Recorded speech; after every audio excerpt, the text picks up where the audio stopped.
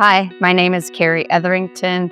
I am a high school physics and chemistry teacher, and we've been using PASCO products for 1 year now. We were teaching OpenSciEd. I've taught open curriculum for over 5 years, and it's been really nice to implement PASCO in conjunction with our OpenSciEd curriculum. Last year, we joined in with PASCO for PASCO products.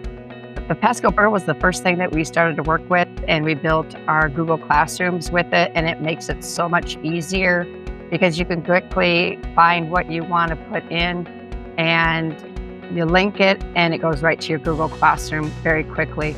And PASCO has been very receptive. We've had some suggestions or things that we found that we didn't really care for how it operated, and very responsive and taking our suggestions and implementing them, which was very helpful for us as teachers, and it makes us want to come back to PASCO because of the responsiveness to our needs and wants.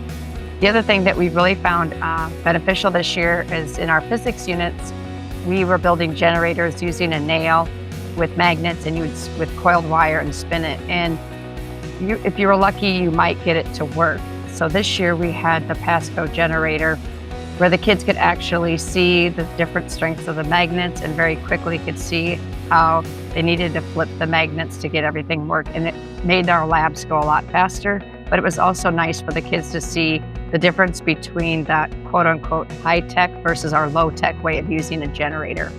We also worked with the Spark cart system, and that worked really well to make our graphs when we were using our carts.